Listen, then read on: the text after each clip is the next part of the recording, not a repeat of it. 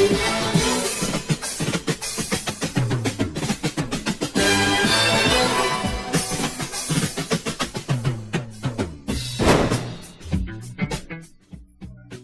I'm here with my buddy Rob. He's the president of the MR2 Club of New South Wales, and his lovely MR2. It's a very nice car, it's a very fast this car.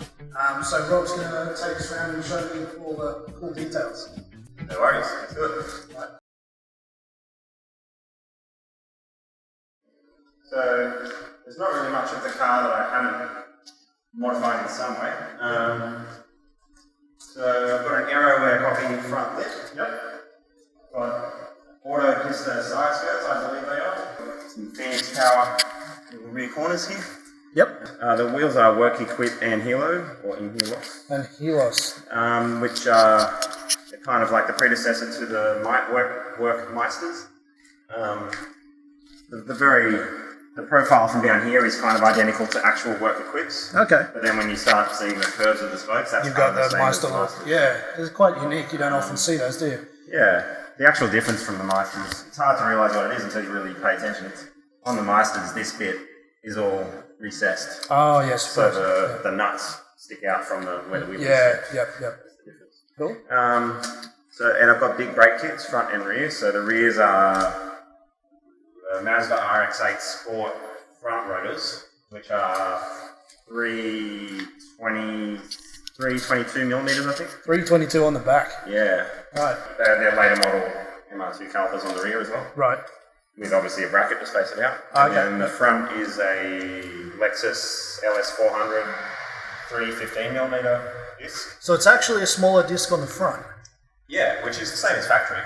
That's right, It's because it's a rear end or mid-engine car. Yeah, you got larger brakes on the rear because there's more weight over the rear. Yeah, exactly. Many people don't realise that that's how you do it. You do that, yeah. And the ratio, the 323 at the rear and the 315 at front. Yep. That's almost exactly the same as the stock front to rear perfect size as well. And what calipers in the front? The front calipers are Nissan 4-pot calipers. Yep. It doesn't say Nissan on it. I ground that away. And that obviously has brackets to space it out as well. Yep. The front and rear kits were from Delta V. Oh, yep. An Australian company. Yep. Delta V. Cool. And I've upgraded the brake booster and master cylinder to suit. Yep. When I had the original 7/8 master cylinder, the brake pedal was horrible with these big brakes. Right. Because the pistons, for example, at the front one, there were more of them and they're much bigger, so the amount of fluid that had to be displaced was much more, so my pedal went way down to the floor when I used the brake. Yeah, yep. And yeah, I've got a later model MR2 brake booster to... So the brakes are well sorted then overall. Yeah, it's a balanced and complete package. Yeah. It's a 1-inch master cylinder mount instead of 7/8. Okay, cool. What's next? So that's the brakes. With the overall look at the car, I wanted it to look obviously nice and better than stock, but I didn't want it to be over the top, so that's why I sort of tried to follow the lines of the car without going a bit crazy. So no crazy wing, and the lip and the side skirts, they all kind of follow the shape of the car. I think the Aeroware lip really gives the front of it some presence. So, Oh, everyone loves the Aeroware lip. That and the stance it's got. They're popular for a reason. Yeah. And I've got KW V3 coilovers. Yep. Which are awesome. Excellent. They're a high quality. Yeah, they should be good for the price. Yeah. They definitely are.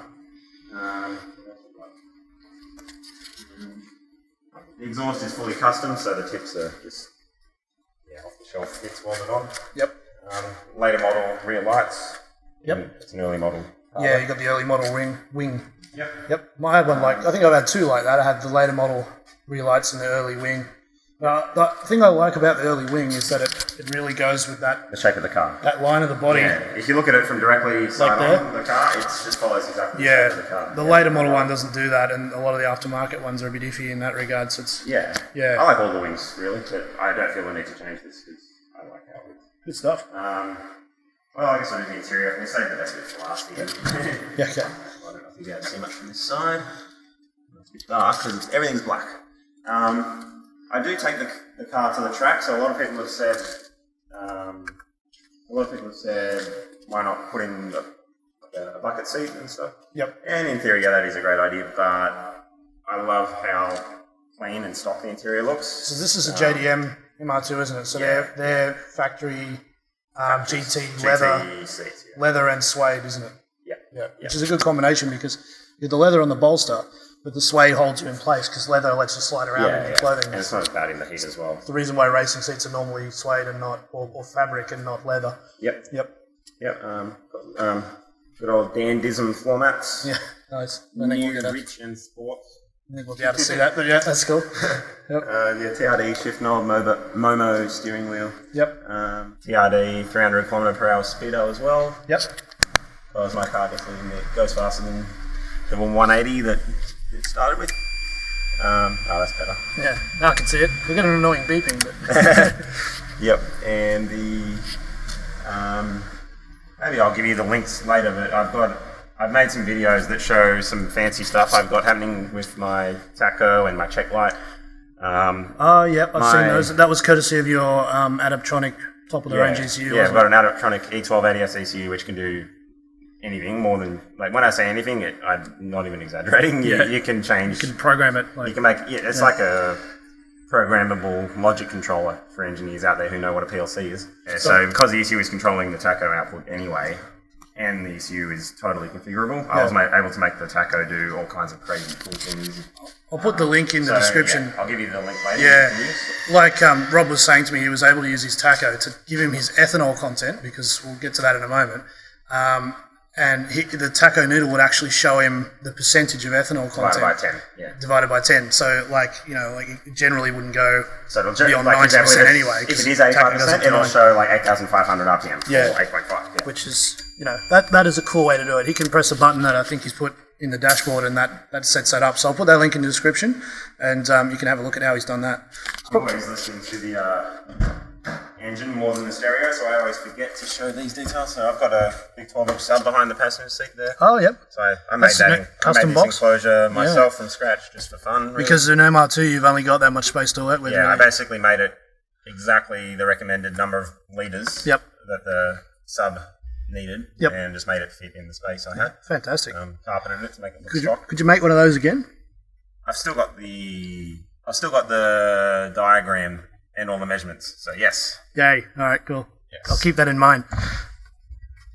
And you got your amp on this side, don't you? Behind the seat there. There it is. So that's neatly using the space on both sides. Yeah, 6 inch for the doors, and then just the stock ones up here and back here. Stop there, yep, cool. Sounds great. Well, that's how I did my last one as well, except without the sun. Yeah. Pioneer, doubled-in touchscreen. I get that. Yeah, so it's DVD, nav, all that sort of stuff. Oh, nav, cool. Yeah, it looks... So you brought it all up to date then, it's not just a 90s car. Yeah, it's got most of the modern stuff these days. Yeah. So I guess now we're on to the best part, the engine. It's probably not coming across well with the... because it's a bit dark, but it's in amazing condition. There's very few flaws in there, which is incredible for a 25-year-old car.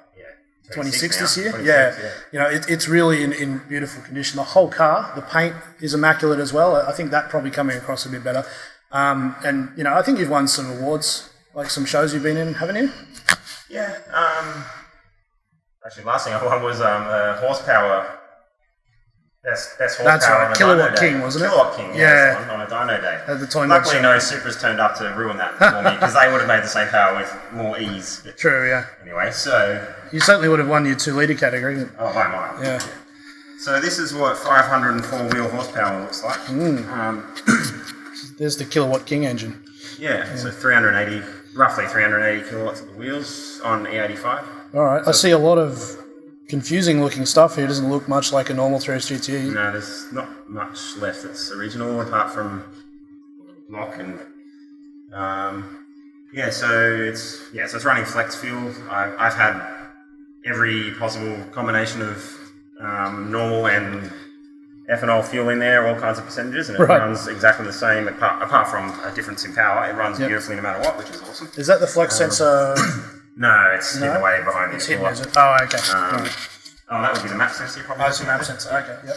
Cool. So I've So this is an air-to-water intercooler. That's a frozen boost Type 5 intercooler core there. That looks huge because I It can is only quite see large. part of it there. It's like it's all disappeared underneath that panel and halfway in the fender, isn't it? It's well beyond that. Yeah. A lot of people use, I can't remember which one it is, but there's another frozen boost one which is, it's kind of exactly the same except half the core, so it's a lot narrower, which makes it much easier to fit. Right. Like, I've got very little space for the one I've got in there, it just fits. I've got a Racer X manifold. Yeah, I mean that stands out right there. That's It's like, rather large. apart from the exhaust manifold, it's probably the key thing that makes the engine look like something special's going on here. Yeah. So it's amazing how big this is compared to the stock Gen 2 Plenum. Like, Yeah. You don't realise the difference until you see them next to each other. Yeah. The stock one's about that big, maybe that wide. Yeah. So it's just about 4 times the size. A bit different, yeah.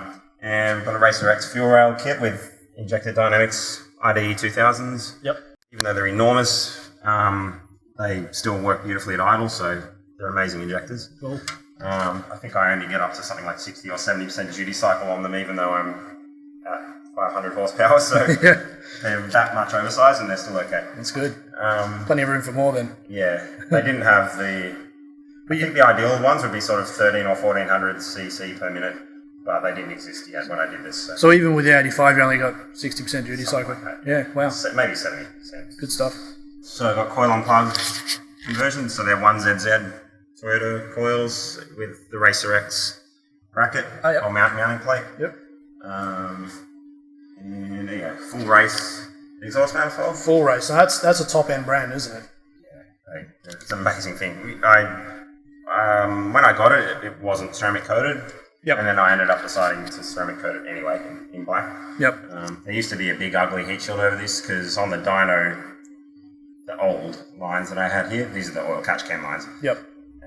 They Which are huge were as sort well. of softening from heat on the dyno. That's how hot it was getting. So they had to add this big ugly box looking heat shield over the top, which everyone called the pie warmer. Yep. But I bet this glow is probably starting there. I'm sure it would be cherry red. Yeah. We should try and do a video of that. Yeah, I haven't seen it, but I'm sure it's cherry red. Yeah.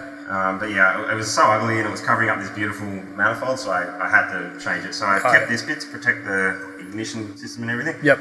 There's not really much to protect over here. It definitely looks better overall this way. I remember it was like a big box over the top before. It kind of ruined the beautiful... But initially it was a bit of a fail. This little metal elbow welded directly onto the turbo, that was a silicon joiner before. Right. And the first track day I went to after removing most of the heat shield, when that was silicon, it blew a massive hole in it from the heat and ruined my track day. So since then I've got the elbow welded on there, which I hope will solve all my issues.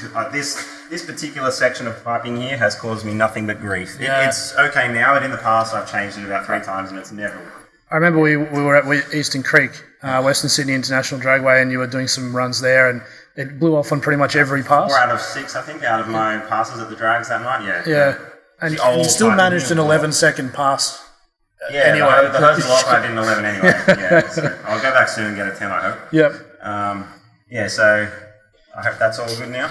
It's because I run 30 PSI boost, so everything wants to come off. Yeah, fair enough. It's a fair bit of pressure. Yeah. What else? What about the turbocharger, Rob? So it's a GTX 3076. Right. Garrett. Well, that's pretty big for a 2 litre, isn't it? Yeah, it is. Yeah. So it is laggy, but... And the GTX is a ball bearing core, aren't they? Yeah. Well, it's a GTX 3076R. So yeah. It's relatively big for the engines. It's still a 2 litre 3S. I haven't changed it to be a 2.2. It's just a Gen 2 3S GT. So there's a little bit of lag. So it is laggy. Like once you're on boost, for example, if you're at the drags or the racetrack, once you're on boost and at high revs, you're always at high revs. Once you get up there, you just change gears and you're always at high revs. So it's fine. But it's a ball bearing core, so if you take it off from like a standstill, you do certainly notice the lag. Below 3,000 RPM, it's certainly laggy. And then sort of 4 to 5,000 RPM, it just goes crazy. Yeah. Okay. I can imagine. Well, I don't have to imagine. I've experienced it.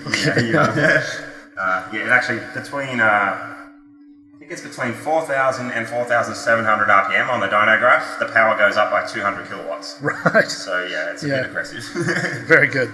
I can't think of anything else. Obviously, it's got forged internals and everything. It's got pretty much everything that everything's modified basically. You're almost glossing over the like several $1,000 part of the build. That's right. It's just a given. Yeah, you have to for all this. Yeah, that's right. It's got an OS Icon twin plate clutch. Yep. That's a bloody expensive part as well. Yeah. One of the most on the whole car. Yep. Have you done any upgrade to the driveline other than the clutch? Like you've got stock axles and CVs and that sort of thing? Oh, that's right. I upgraded the inner CV joints from CRW. Yep. Chico Raceworks. The gearbox itself, my old gearbox, I broke the shift fork for 5th gear. And I decided to just replace the whole gearbox with a later model E153. Okay. And it shifts quite nicely. I mean, it's getting a bit tired. Some of the shifts are a bit tricky, but for the most part, it's great. And I've also got the Kirkosaurus front and rear like torque mount inserts. Oh, yep. So stop the engine rocking. Stop the engine rocking. Yep. They made such a big difference. I couldn't believe how much they improved everything. Yeah, and you haven't been back to Eastern Creek yet with them in, have you? No. So we're going to find out. That might improve the launches, I think. Yeah, cool. Mostly the hoses not blowing off will improve them. That'll improve the quarter mile times, won't it? Yeah, quite significantly. Good stuff. Fantastic. I think that covers it. So it's really an overall package. Like, there's not much. I mean, I'm sure you'll find little things that you'll want to do, but there's not much.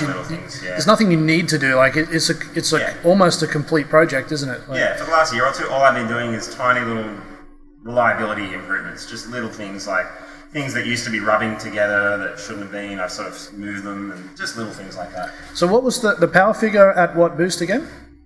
So roughly 30 psi of boost and 380 kilowatts of the wheels. Right. 378. So this setup has potential for more boost and more power, but for sure, the limiting factor now will be the block. Is that right? Pretty much, yeah. But when we were tuning it, we did find that we could have had a stupid amount of ignition advance, and E85 just loves it. It doesn't care. You can just keep throwing timing at it, and it just makes more and more power. Yep. You're not pretty much with E85. You're more likely to break something mechanically due to the torque before you hit knock. Yep. So you've got to stop somewhere. Yeah. And once I got 500 horsepower, I was like, that's more than I wanted anyway. Let's stop here. Yeah. But I'm pretty sure if I could put it up to 40 psi boost, and I'd probably make nearly 500 kilowatts. You know, because I know there's been more than one person encouraging you to do exactly that. Yeah, there is another guy who he kind of doesn't do too much. He doesn't publicise his car too much online, yep, which is fine. But he has 497 kilowatts at the wheels from a 2.2, like a 5S GTE. That's phenomenal. And that's 40 psi boost with a bit of a slightly bigger turbo. But yeah, I mean, you surely you'll come close to running the same sort of quarter mile times as he would anyway. He's in the 9s. I think he's trying to get the record eventually. But yeah, I'll be happy with a 10. If I put like drag radials on the car, I'd probably get a 9-second pass. So, yeah, I like just going to like the drags and the track with the car mostly as is, just to make the most out of what I've got. I don't want to just keep like throwing money at tyres and whatever just to get that extra second or something. I'd rather just make the most of what I've got. Fair enough. And see, it's not just pretty; it actually gets used for what it was intended for as well. Yeah, I was going to say that. Yeah, a lot of people like this. They always tell me, "Oh, it's so good, Rob, that you actually use the car for what you built it for. Yeah, you don't just leave it in the garage, getting scared of doing anything." Nah, it's not a garage queen. It's not a dyno queen. It's serious. Yeah, I take it to dyno days for fun. I take it to the track at least maybe 3 times a year. I take it to the drags. Fantastic. And occasionally I'll daily drive it for weeks at a time if I get addicted again. So, yeah, definitely gets used. Alright, this is exciting. Now for driving Rob's car. Very, very nice car.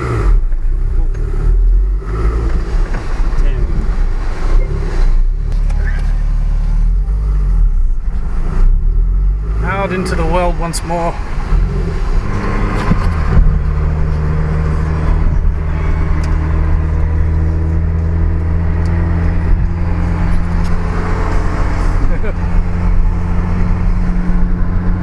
This is what you get to see when you look at the mirror in an MR2. It's a whole lot of engine and a spoiler. Particularly I remember with my 98 spec spoiler I had on the other one. Yeah, it was sort of right in the middle of where you looked in the mirror. Yeah. The spoiler was right in the dead center of it. Visibility is so good in this car. Yeah, it's pretty good. It's better than you'd think looking at the outside of it. Yeah. Last thing.